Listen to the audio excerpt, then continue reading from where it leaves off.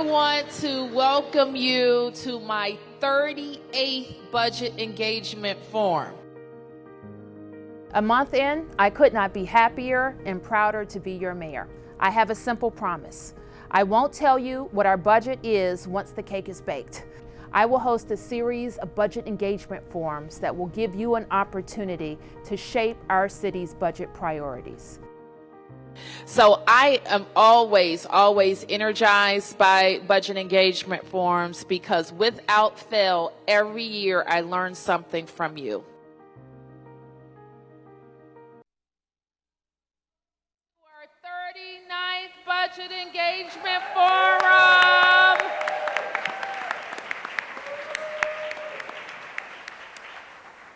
I am so happy to see so many people here, and I want to start off by thanking you. Who's been to a budget engagement forum before? All right, give yourselves a big round of applause. And we are, for those of you who are joining us for the first time, it is a great discussion among neighbors, great discussion among government leaders about the priorities for our budget. And as you heard the very young Mayor Bowser say, we will not finish this budget, we will not fully bake the budget until we have heard from you. As you know, my team really starts this process October, November, going over priorities, looking at programs and services to see what worked, what didn't work. We work with a lot of advocacy groups that focus on one issue. It could be child care, it could be parks and rec, it could be human services.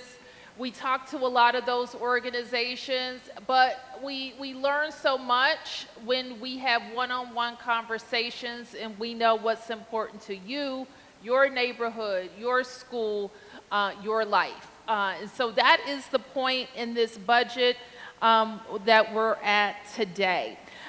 We have previously done an exercise called the $100 exercise, where we ask you to help us budget $100.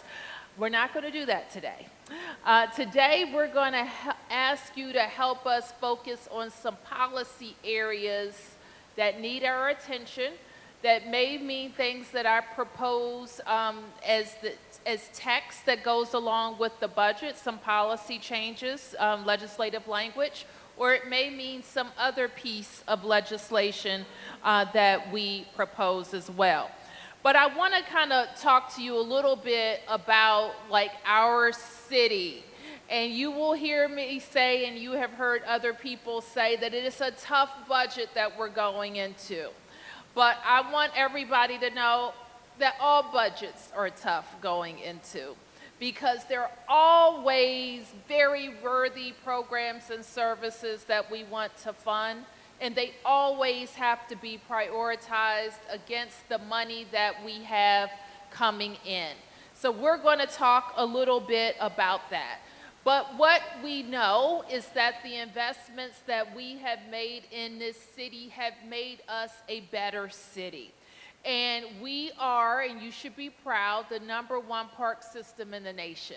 If you live in Washington, D.C., you're less than 1 mile away from a park, a pool, a recreation center, a dog park, a splash pad, you name it.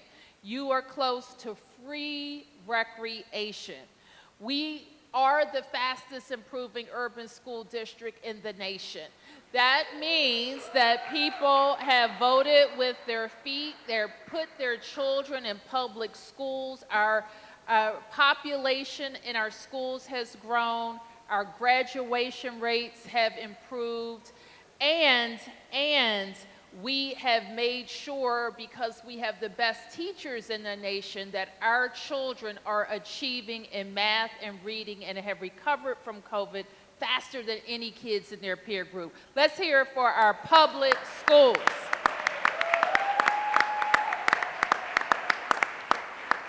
And today we celebrated 25 years of DC Tag. DC Tag allows our children to take a scholarship with them to a state school anywhere in the nation. And for the last 25 years, that scholarship has been $10,000 a year, capped at $50,000.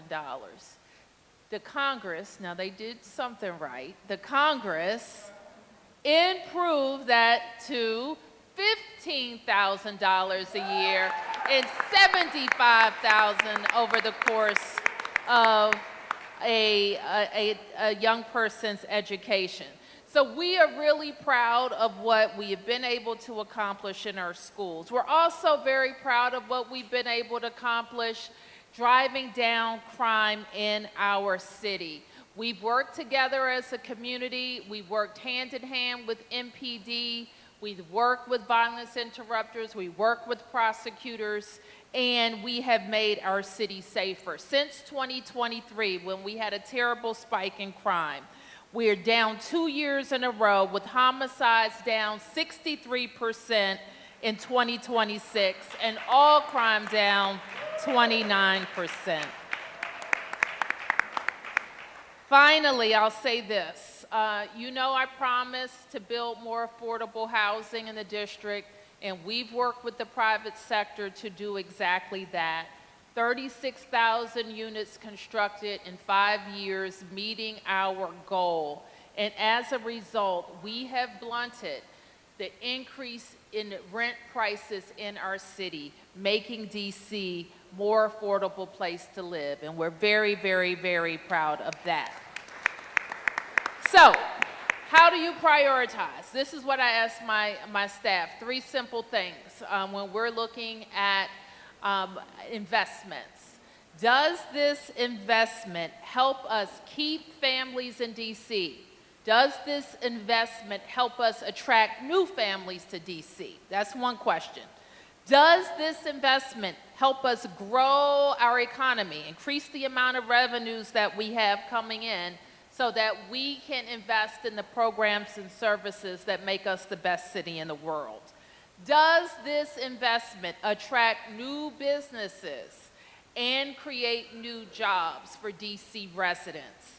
So every expenditure, as you're thinking about the policies that you're going to help us recommend, think about those questions, because those are the types of programs and services that we will prioritize in our submission. So with that, I want to turn it over to Kevin and Jenny to talk to you about our budget process, how we're currently spending our money. Then we're going to hear from our deputy mayors talking about policy priorities in their areas. Kevin. Thank you, everyone. And this is also my 39th Budget Engagement Forum. That photo is from shortly before the first Budget Engagement Forum I had. I always love these because you get to sort of operate and think, and sort of we get to share some of the choices and trade-offs that we have to think of, and the response and feedback we get, we use each and every year.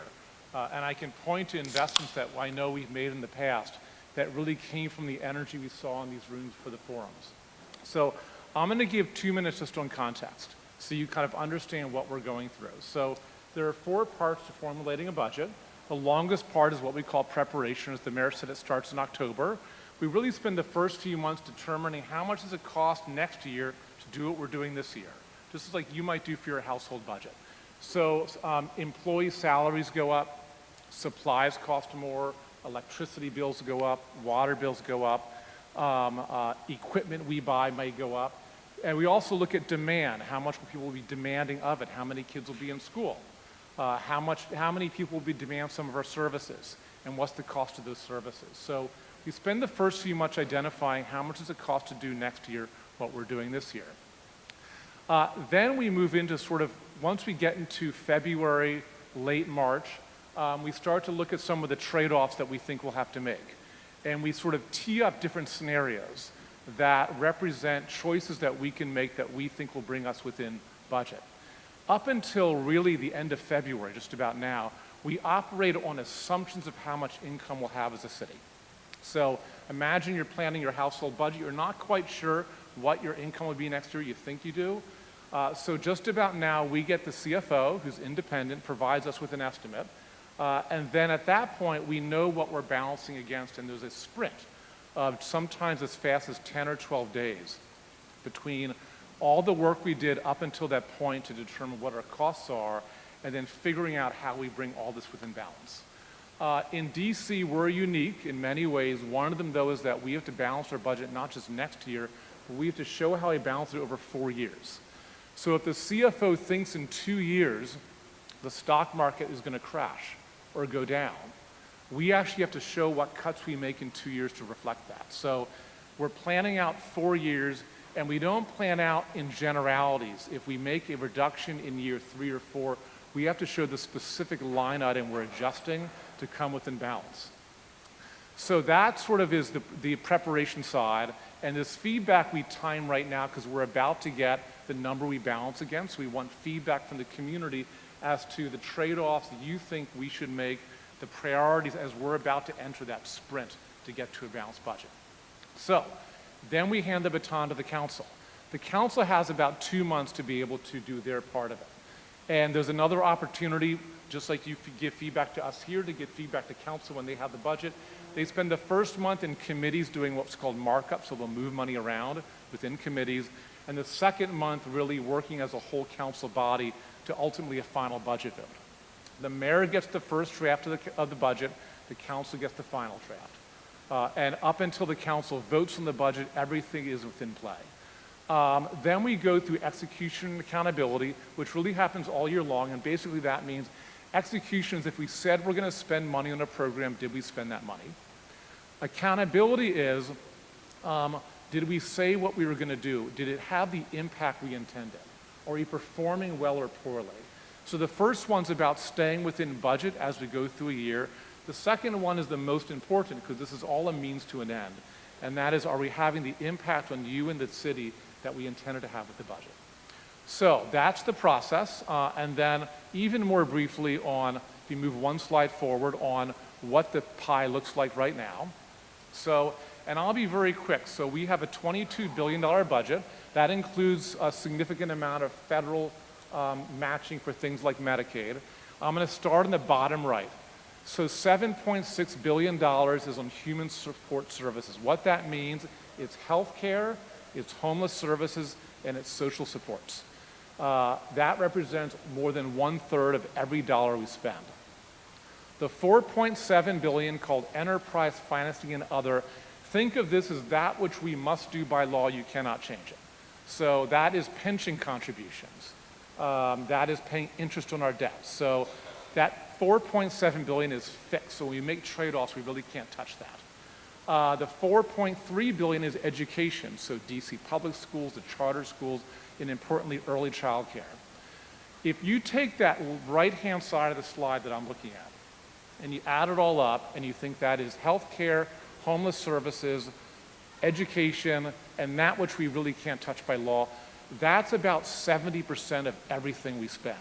So every other issue you're going to debate, every other agency we have, all fits within the final 30%, which is roughly split between public works and government operations, so public works literally, DDOT, government operations, things we do to make the government function.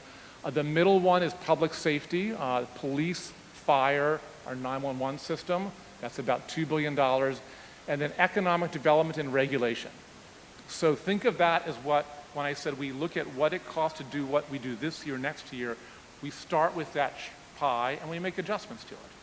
My final thing I'll say, and this is like the cheat code for the budget, that when I started doing this in 2015, our budget was almost half the size it is now, so it's just about doubled in size. Of that doubling, a relatively small percent came from increasing taxes. About 80 to 85% of that doubling came from organic growth. Now, what's organic growth? It's the three questions the mayor identified. It is families and people who are here in DC staying here, people coming to DC because they want to be here, businesses growing in DC, and visitors coming and enjoying what we have to offer. So the cheat code is, if you think of ways to grow the pie, everyone can have what they want is less of a trade-off. And that's my secret of doing 39 budget engagement forums. Thank you very much. If we jump to the next slide, thank you. Good evening, everyone. My name is Jenny Reed, and I am the Mayor's Budget Director, and this is also my 39th, thanks. This is also my 39th Budget Engagement Forum. So I'm going to talk to you a little bit about the context for FY27 and why we need to make some difficult choices in this upcoming budget. In the slide you're looking at here, you see two bars. The bar on the left is what we're currently spending in FY26 in our local funds. So we have about $12 billion of resources that we're using to spend on programs and services across the city. When you look at the budget for next year, for FY27, that's the one we're talking about right now that's upcoming, you can see that we don't have as many resources as we have in FY26. In fact, we have about $700 million fewer resources. So why is that? Well, one of the things is that we used to get these really large year-end surpluses as we came out of the COVID pandemic and our economy recovered more quickly than we anticipated.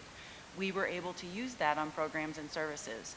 Unfortunately, though, our economy isn't growing as high as it was before, and as a result, we're seeing fewer surpluses. We're also seeing slower revenue growth, in large part due to the federal workforce reductions that have been made and really hit DC particularly hard. All of that means that we have less revenue to work with year over year. As you heard the city administrator say, as someone who's also been doing budgets since 2015, before COVID, we had revenue growth about 6% year over year. That's really healthy revenue growth. When we got into like about FY24-25, it dropped down to 2% a year. That's really, really difficult when at the same time your expenses are growing at a greater rate. And so that's one of the other challenges we're facing. Our costs are rising faster than our revenues are growing. We're seeing increased costs for Medicaid. I'm sure everyone is experiencing costs in your own health care, and it's no different for DC residents. We're seeing increased demand for our child care subsidy program and an increased number of high quality facilities that is leading to a deficit in this space. Our pension contributions continue to grow up, our utilities, especially our electricity, continue to go up, and our rental costs go up. We have to pay for these things every year. We also have a significant need for overtime in the city as a result of increased demand on services. You're going to hear from our Deputy Mayor for Public Safety and Justice, who manages all of these agencies that have these mandatory staffing levels, some policy changes we could make to bring these costs down. And lastly, one of our biggest investments is in our metro system to support our Metro Rail and Metro buses, and that grows a significant amount each year. So when you put all of these items together, we are currently looking at about a $1 billion shortfall from where we are today. So those are the choices that we have to make, and there's two ways that you can close that gap. You can close it by looking at reductions. You can also think about investments that will answer the three questions that the mayor posed and help bring back our revenue growth. You can make investments in families to keep them and attract them to DC. You can make investments in our economy so we can fund these programs and services that we all want to fund.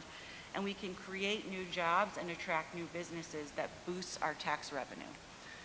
So with that, I'm going to turn it over to Chief of Staff Steve Walker to go through the cluster ideas. Thank you very much, Jenny. How's everyone doing tonight?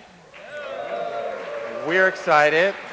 This is our favorite part of the Budget Engagement Forum because this is when we're about to turn it over to you. As Mayor Bowser said, it's a little bit different this year. Some of you might have loved playing the $100 game. We think you're going to really like playing the policy priority puzzle that we will have for you in just a few minutes. So we're going to have our deputy mayors. They're each going to get up and talk about their cluster briefly, and they're also going to talk about big policy ideas and cost drivers. Your table captains have all of this in front of you, and then we'll talk about how we solve the puzzle. So we're going to first hear from the Deputy Mayor for Public Safety and Justice, Lindsay Appiah. Good evening, everybody. It is so good to see so many of you out. I'm Lindsay Appiah. I'm the Deputy Mayor for Public Safety and Justice, and it's truly my privilege to be here to represent the men and women of the cluster.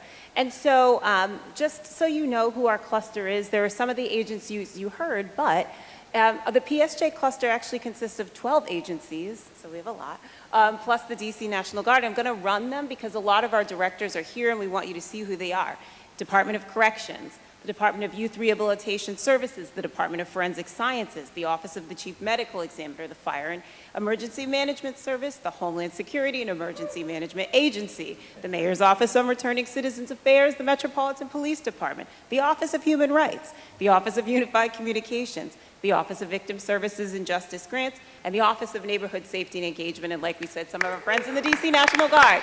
All of our PSJ directors or people from our agencies, could you stand up? I saw a lot of you so that people can see who you are. There they are. So with all of those agencies that you heard, that consists of more than 10,000 men and women who are working 24/7 to make sure that neighborhoods across our city are able to thrive. And so if you go to the next slide, a big driver for us, our biggest asset, our biggest resources is our people.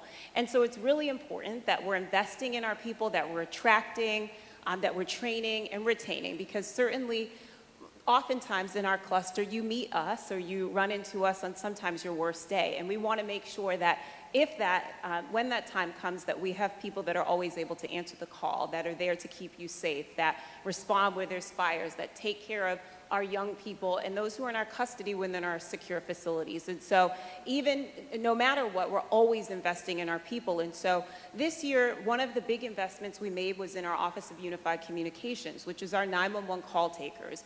We want to make sure that when you call, that there are always people to answer the call and to be with you in some of your worst moments. And so we're really proud that we were able to raise starting salaries to $61,313, really putting us at the top of our nation in salaries for our Office of Unified Communication call takers and dispatchers. We also know that it's really important that our people are as efficient and effective as possible. One of the things that's true here and everywhere is that, you know, there's a lot of competition to attract people into public safety professions. In the district, there are upwards of 40 different law enforcement outfits, and in our region, we have 40 call centers and other public safety agencies. And so we want to make sure that we're making them efficient and that we're investing in technology that actually allows us to advance justice for victims and their families in the best way possible. And so over the past couple of years, an example is the work that we've done with our real-time crime center and crime fighting technology at MPD.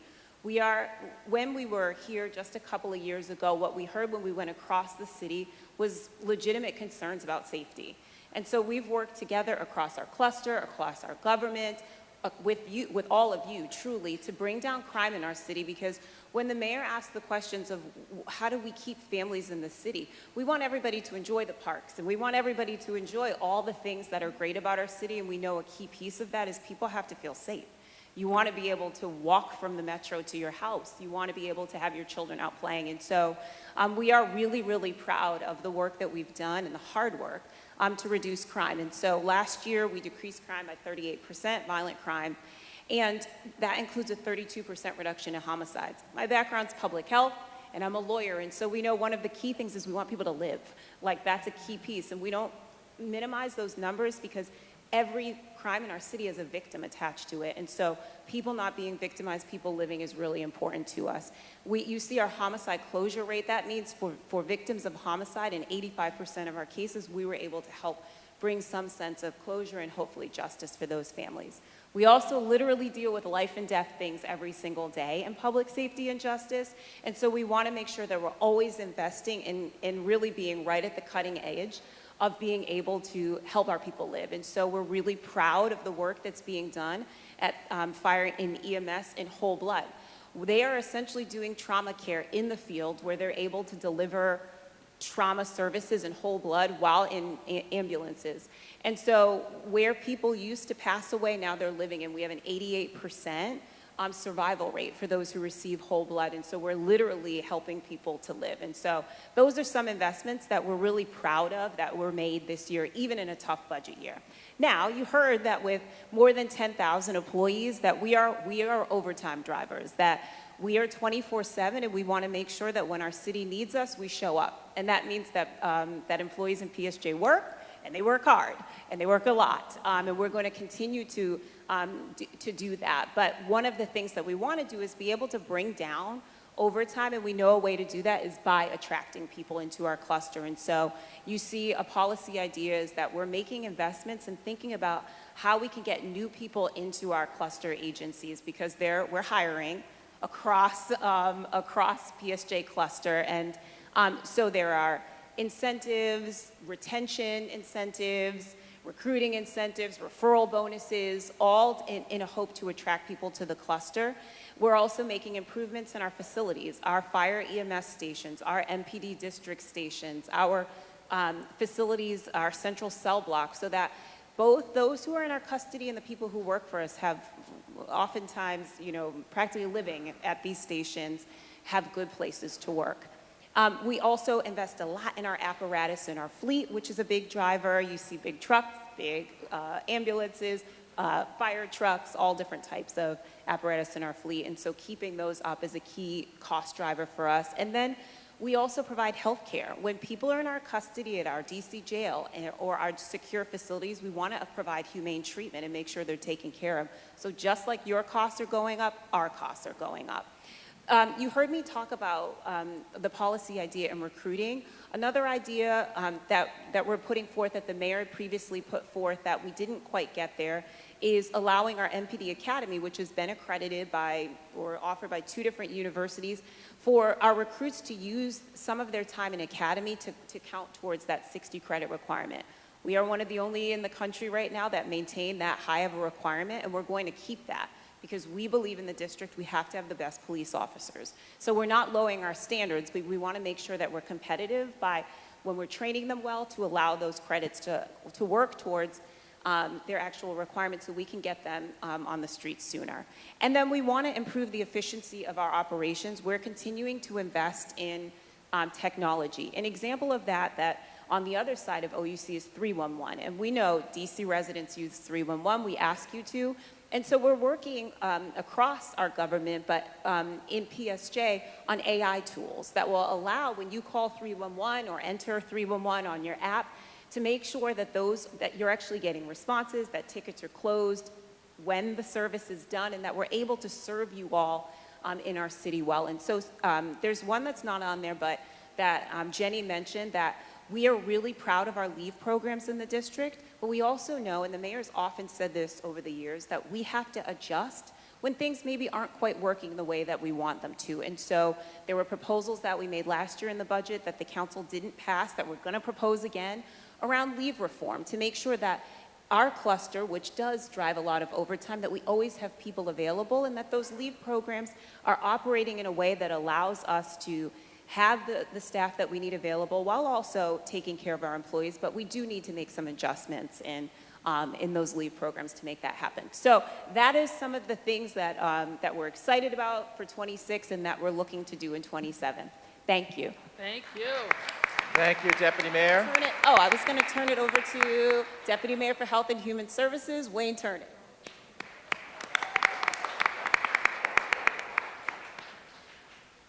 Good evening.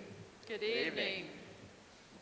My name is Wayne Turnage. I am the Deputy Mayor for Health and Human Services and also the Director of the Department of Healthcare Finance. I'm very honored to have served in this dual role for the Mayor. As Kevin informed you at the beginning of the... Mike, Wayne, just put it right in front of you. Yep. Thank you. As Kevin informed you in the beginning of this program, the services that are delivered by the agencies in our cluster account for 35% of our local fund budget. And why do those services cost so much? We have 7 agencies in our cluster. I would ask the directors who are here to please stand up. We have the Department of Healthcare Finance, which provides insurance coverage. We have DHS, which provides cash assistance, food, and homeless services. We have DBH, which provides behavioral health services and substance use disorder services for persons who are struggling with addiction. We have DC Health, which provides copious population health services across a number of programs. We have services delivered to persons with intellectual and physical disabilities. And we have the CFSA program, which provides a very capable infrastructure to protect our children. And finally, we have DACO, which provides wonderful services for our seniors to help them live comfortably in DC. And DDS. Wait, So- DDS. And DDS. And DDS. Did I mention DDS? Where is Oh, you did. Yes. I'm sorry. I Yes. missed that. Okay. Major cost drivers. There are several. One is the Medicaid program. I tell people all the time, if you were to randomly line up every resident in the city and touch them on the shoulder as you walk by, every 4 of 10 people that you touch would be on Medicaid. That's pretty sizable, probably twice what you would see in most other jurisdictions. And this program is growing at a rate that is 6 times the rate witnessed in our city revenue projections. Why is it growing so fast? We have basically enrollment growth. We have a rising cost per participant, and our population is aging. That's what's driving that rising cost. And the providers that deliver the services are charging us more. Right now, we spend over $1 billion in local funds on the Medicaid program to draw down a total of $5 billion in spending. The second major cost driver in our cluster is the TANF program.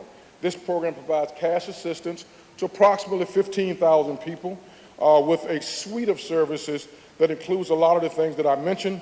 TANF program expenses have grown by 48% since 2020, and they are forecasted to grow by $11 million more in fiscal year 26. And this growth is driven largely by the fact that we provide benefits beyond the level that the federal government requires. And when we do that, we have to pay for those benefits with local money. We also have a right to shelter entity in the district.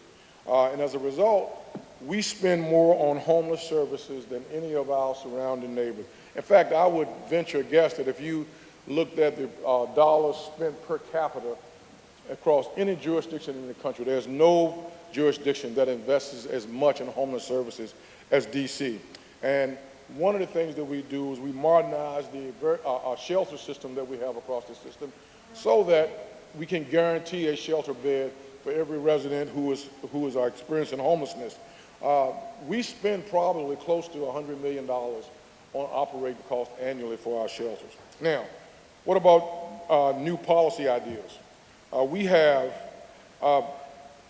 work being done on the Medicaid program on fraud. Fraud is a major problem in the Medicaid program across the country. We've asked our behavioral health providers to help work with us to identify persons who are bent and determined on stealing from the city.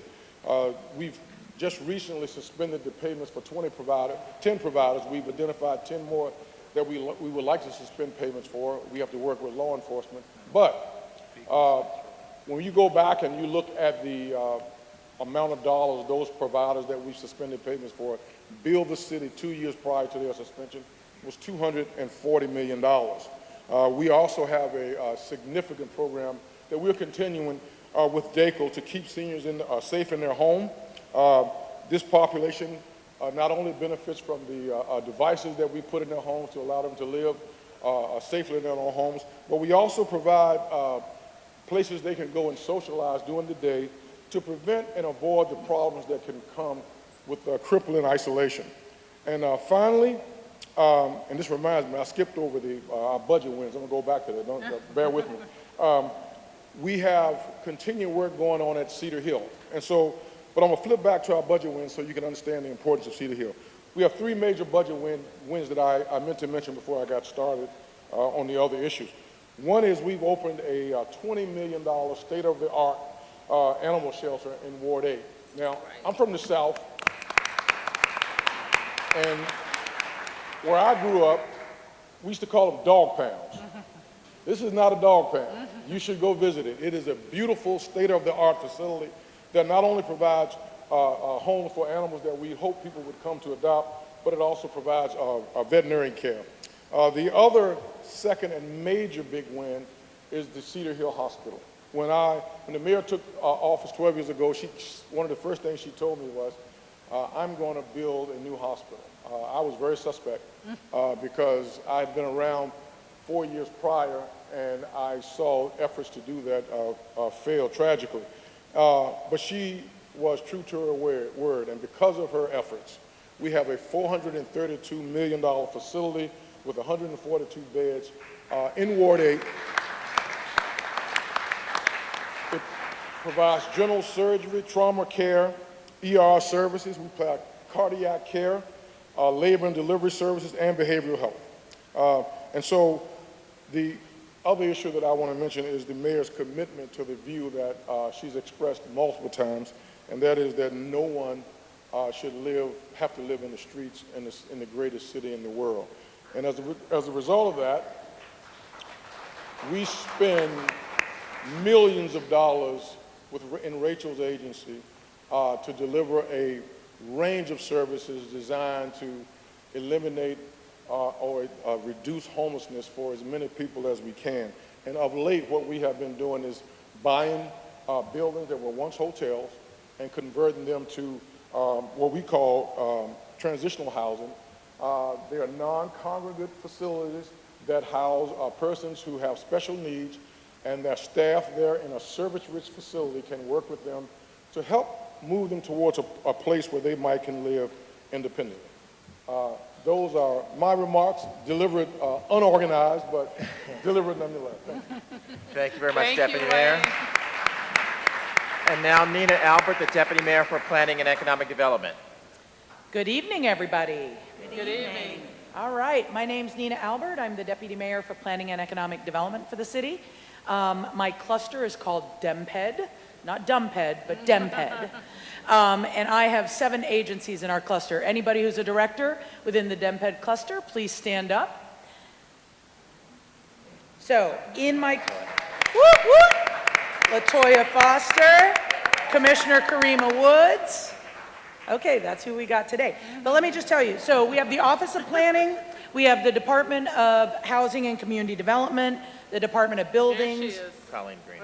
And Colleen Green, the Director of the Department of Housing and Community Development. We also have the Department of Licensing and Consumer Protection, OCTFME, which is the Office of Cable Television, Film, Media, and Entertainment. And last but not least, the Department of Small and Local Business Development. What do? We are responsible for long-range planning in the city. We're responsible for delivering housing for residents at various income levels. We're responsible for business development, also entertainment and tourism, and last but not least, neighborhood development. So we have had some big wins this year, and Mayor Bowser has been at the front of all of them. Number one, making sure that we got to that housing goal. That has been a focus since the mayor began her tenure as mayor, and she had put out a challenge. In 5 years, produce 36,000 new units. We did it in 4 years, and today, Mayor, at the end of 5 years, we've exceeded 42,000 new units in the city.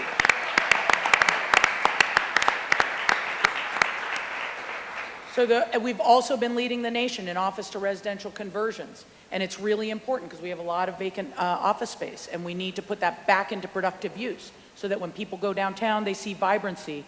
And our most resilient neighborhoods are the ones that are mixed use. DC is the sports capital. So this year, we now can claim to be home to 7 professional sports teams, male and female sports teams, by bringing home the Commanders. And keeping our Wizards and Capitals in DC. We just ended our first season of renovation out of 3 for Capital One Arena. Can I just tell you, we hired 65 CBEs, Certified Business Enterprises, who worked on the first phase of that major renovation. We've got 2 more summers to go, and the first phase looks beautiful as it currently is. Wayne Turnage just talked about St. Elizabeth's, about Cedar Hill Regional, but we've also invested more than $1 billion east of the river, particularly at St. E's. And this is a number I'm just incredibly proud of, and Mayor, this has been your banner. You started off your term with the district committing $300 million to contracting with certified, these are local businesses, $300 million, and in this year alone, we've committed to $1.5 billion of contracting opportunity for small and local businesses. These are big wins, and we're just hitting big milestones. Okay, so I have a funny little cluster in the sense that we only take up 3% of the budget, but our work is responsible for generating revenue to support the rest of the 97% of the budget. So when we look at what is producing revenue in the city, we're not so much ourselves a cost center, but we're looking at where is the revenue coming from. Our property tax right now is dropping primarily because of our commercial property tax. So the office market is down. Our sales tax revenue is also going down because consumers don't feel as confident as they were last year. We can all point to a variety of reasons why, but the real issue is that if you're a business that sells a product to any of you, your costs are going up, your expenses are going up. That includes labor, that includes materials, that includes real estate costs, and then you have consumers being reluctant to spend as readily as they were before. So you're seeing that uncertainty permeate into the sales tax revenue generation.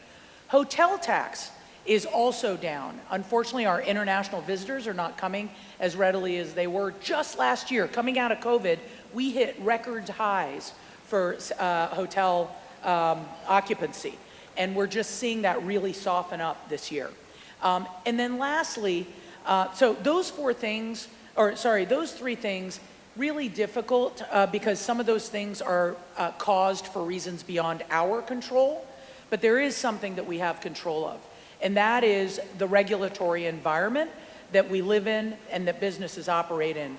And so what we don't want to do and what we can control is we don't want to be too costly, we don't want to be too onerous, and we don't want to be a place that's unpredictable to do business and a place that's unpredictable to live in. That's why public safety was so important. That unpredictability caused stress. And thanks to the efforts of Deputy Mayor Pia and the entire cluster of MPSJ, we now see that predictability and that ease that all of us feel as a result. The same thing is true in the business environment and in the residential environment. You want predictability in your lives so that you can continue to know how to approach the future. So how do we approach our future? We want to be in control of our own narrative and our own story. We need to market our city and talk about how great the city is and why you need to be here to live and also to invest. So we are proposing a marketing program that provides incentives, but as importantly, messages our city in the way that we want to know how, and so that we are less reliant on the federal government and can diversify our economy. Second, in terms of protecting what we already have, we want to create a fund to support the retailers, restaurants, and small businesses that are already here. And then last but not least, we can always streamline and make better our processes. And so there's a couple different ways that I think about this. We want to never be an outlier. If our neighboring jurisdiction has a rate of X, we don't want to be X+++, because somebody can just as easily serve the district by being across the Virginia and Maryland line than being here. So we want to be competitive in our rates and fee structure and not be an outlier. We also want to take this moment to adjust policies that while we were growing were great, but now that things are really tough, that perhaps we delay or think about adjusting temporarily until we get back to growth. And so, Mayor, those are my proposals, and we hope that you support the work that we're doing. Thank you. All right, thank you. Thank you, Deputy Mayor Albert. Now we'll hear from Paul Kine, the Deputy Mayor for Education.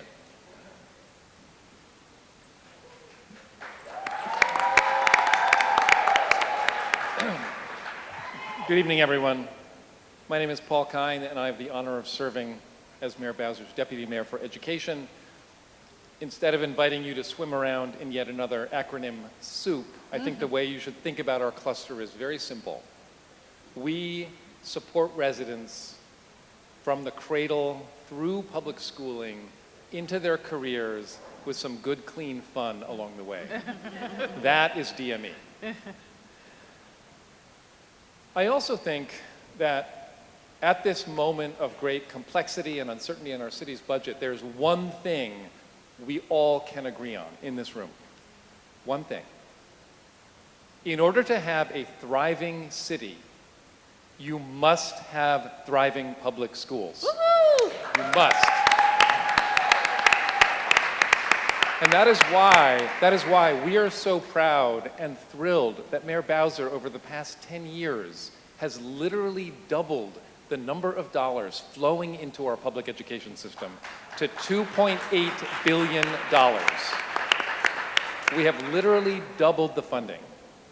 And we're proud of that not just because it is a big number, which it is, more money for our children, more money for our youth, but we're proud of it because of the results that we have delivered with that funding. We have spent it extremely well. And if you will forgive a short digression in our Budget Engagement Forum programming, I'd like to offer you now a pop quiz. What is the fastest improving public school system in the country? What was the only city to see nominal or significant increases on both reading and math tests in the nation's most recent report card? The only city. What city alone in the region has fully recovered from the pandemic in reading and is almost there in math?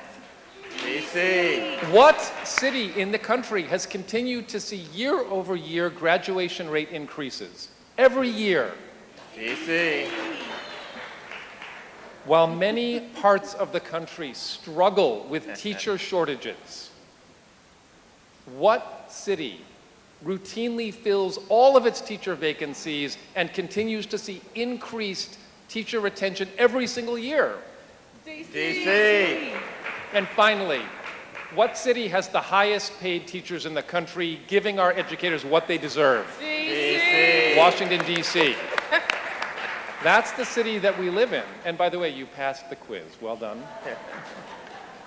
But that's also why, in the teeth of a very challenging budget year, again, we were thrilled and delighted that the mayor made the very difficult decision to continue to grow our investment in public schools, and last year announced a 2.55% increase in the per-student funding formula.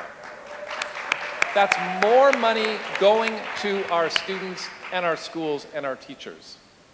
But we have to be very careful and clear to do our own parts now. We've got to spend the money wisely as we continue to deliver on success. And this is where you come in and your conversations tonight will come in. We are excited to hear from you your ideas about how to ensure that we're spending our money well in our schools. I have two ideas for your consideration as well. The first idea is that it doesn't seem reasonable to expect every single high school in the city to deliver everything that each of their students wants and needs. We do not need 58 different cybersecurity labs in 58 different schools. So instead of doing that, why don't we create shared hubs with state-of-the-art equipment that every high school student in the city can access? And that's what we've done with our advanced technical centers. We have one in Ward 5, close to here, and a new one this year in Ward 8, where kids from 25 different high schools from around the city go to get exceptional career programming. My second idea is not a genius idea. It's a very simple idea. We took a look across all of our workforce training programs in the city, and we noticed something. We noticed that some of our training programs across 17 agencies actually deliver residents into jobs, and some do not. So why don't we take the money from the programs that are not delivering residents into jobs and give it to the programs that get people into real, meaningful work? So those are our ideas, and we really look forward to yours. Thank you very much. Thank you very much, Deputy Mayor. Now we're going to hear from the Chief of Staff to the Assistant City Administrator for Government Operations, Rebecca Mena. Okay, Rebecca, why don't you focus on the policy ideas? You got it, So that Mayor. we can get to the community. You got it. All right. Well, that is a tough pitch to follow, DM, but I will do my best because that is what government operations does. We deliver. So focusing on policies, we have a couple major challenges or cost drivers, if you will, that challenge us. The first being increased utility bills, which we're sure that many in this room, our government agencies, our businesses face. The second being escalating costs around construction. Delivering important projects like our schools, our community rec centers, are facing high costs, as Deputy City Administrator Reed mentioned earlier. So in terms of our policy ideas, we are focused on making it easier for residents and businesses to compete for district contracts, working with our Office of Contract and Procurement, making it easier to obtain those opportunities and keep things local here in the district. As I mentioned, high utility costs we know are a concern, so we are laser focused on increasing coordination with our utility providers and our regulators to make sure that costs don't rise too quickly. Working with the Office of the Chief Technology Officer and of course our Department of Human Resources, we're focused on eliminating technical barriers and making sure that DC government can quickly hire. And as the mayor has mentioned, focusing on ensuring that we have opportunities for our districts, for our district residents to join district government. And last but not least, we need to focus on right-sizing our green requirements. Right now, we have unsustainable policies in BEPS and net zero. And we want to make sure that we can deliver critical projects that bring you programs and services while still adhering to green building standards and sustainability, but in a way that meets the fiscal environment that we're in right now. So very excited to hear your ideas and hope you'll keep government operations in mind. Thank you, Mayor. Thank you. Good job. There are a couple of other policy ideas coming from the Safe Urban Infrastructure Cluster. Janie Reed, the Deputy City Administrator. Okay, thank you, Steve. I'll be really brief.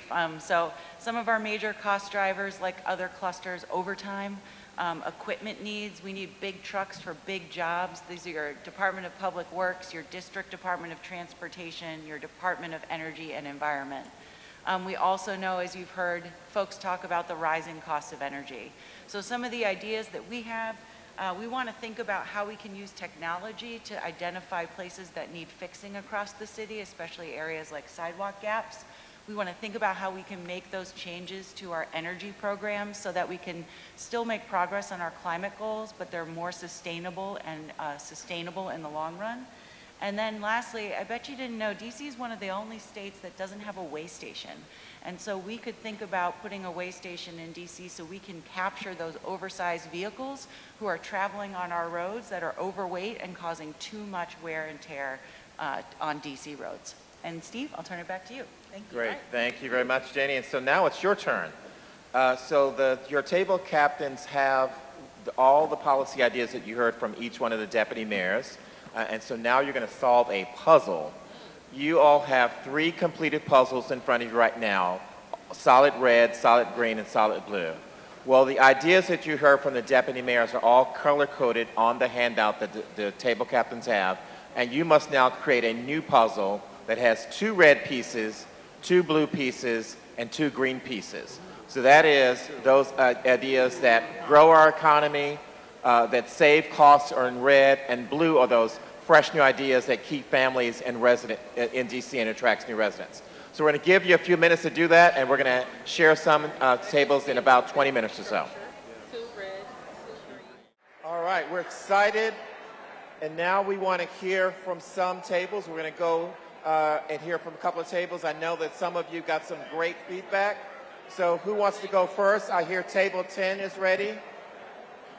Mic holders, can I go to table 10, please?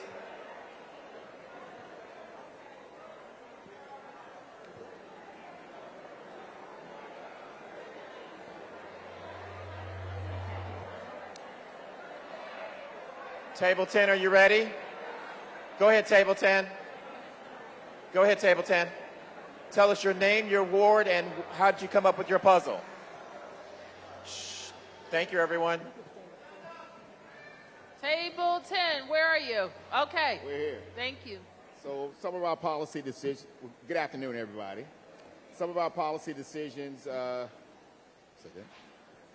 okay, my name is Alton Chavez. Yes, I thought you all knew me, but Alton Chavez, Ward 7.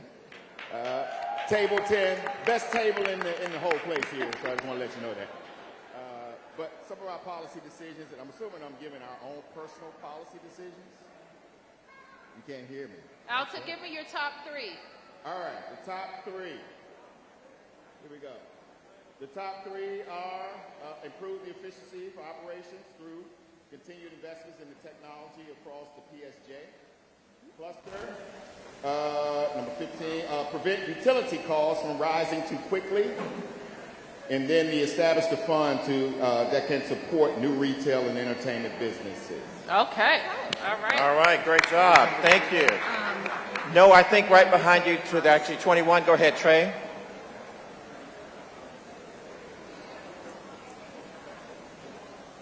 Who's next? My name is Reza Akaman. Okay. Can you hear me? I'm from Ward 5 myself, and recently moved to DC, so I'm really proud of becoming part of this entire organization, of coming in every year. A few things that I want to most important one is the idea that we have. We wanted to, first of all, present that as a team. Team did an amazing job coming up with this, and it was mostly about training, improving the AI. How do we bring in AI? How do we train the workforces in our community and in the city to become more AI literate? This is not something that's going to go away, so we got to embrace it. And that becomes part of our DC culture as the government, how the government operates, and AI should be a companion to us, not something we have to be afraid of. Great. Thank you. All right, we're going to go to table 16 next. Table 16. Table 16. Kristen, table 16. Okay. Okay. Table number 29.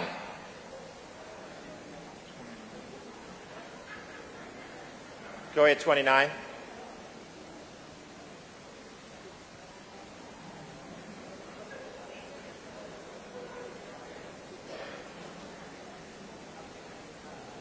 Takia Dalton, Ward 7.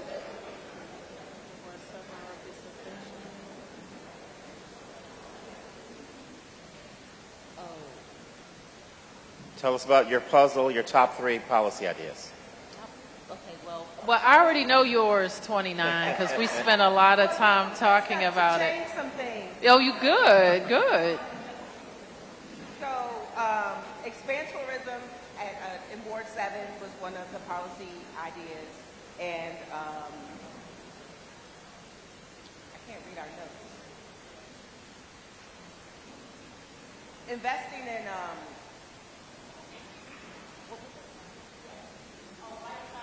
green building requirements to ensure we can continue to build projects and deliver programs, but more so just the energy issues are a rising thing, and just increasing our green policies to retrofit houses for more net zero to get ahead of the curve. I think, we're looking at 2040 to be net zero. But, we could, in DC, get ahead of the curve by doing more investments towards net zero and reducing power costs all around in the city. Okay, outstanding. Thank you. Outstanding. We're going to go to table number 8. We had a good discussion about Medicaid. Hi, good evening. My name's Emma Kelly. I'm at Ward 1. First, I want to thank the mayor for doing such an amazing job. Thank you so much for all you do for our city. We appreciate it so much. So our table, we had a variety of cuts and policy decisions and revenue drivers. So I think our top one is investing in education. So investing in workforce programs that actually work. Fully funding early childhood education, fully funding charter school athletics, maintaining summer programs. Secondly, we want to increase revenue in DC. We want to market DC. We have these amazing programs. I love living in DC and raising my family here. Whenever I tell people outside of DC all the amazing programs they have, they're like, what? I had no idea. We got to tell people that, bring them in here. And then our next priority was lowering utility bills. I think everyone's seen our Pepto bill and had a minor heart attack. So we love it if you could do that. Thank you, Mayor. We appreciate you doing this. Thank you. Thank you, guys. Great you. one. Okay, did I see table 19? Did I see your hand go up? Oh, here we go. Here we go.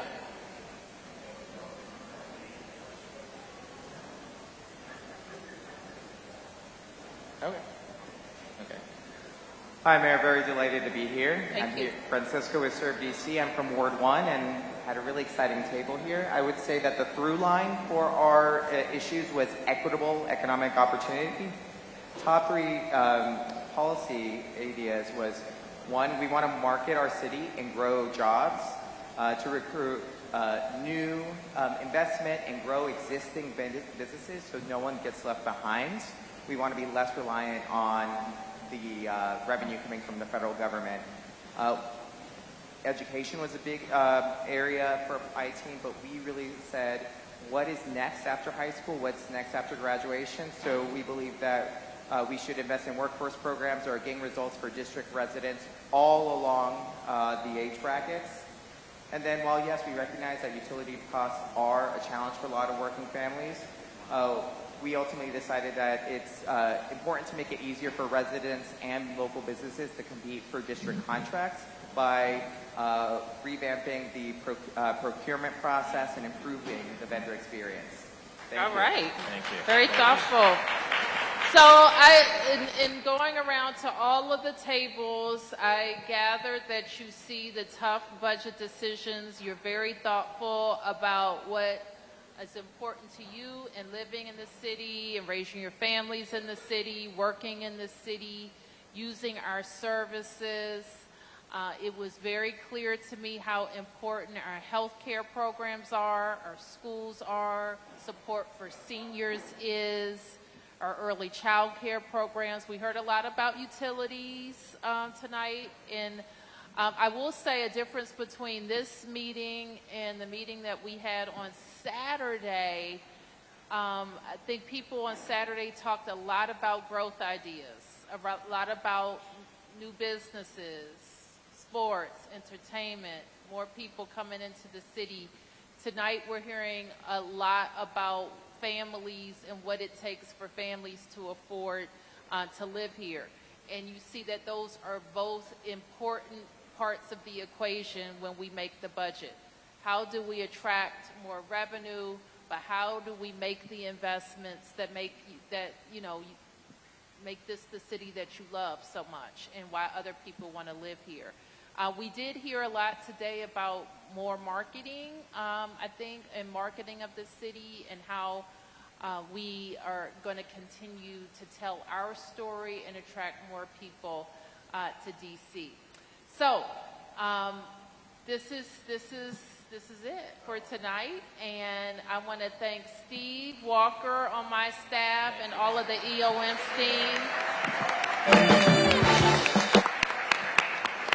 for coming up with a new and exciting way to talk about the budget. I want to thank all of you, and I want to ask all of my staff to come up. We're going to take a budget. If you're green, you're in the cabinet, you have on a green shirt, come on up so we can get our picture. Thank you.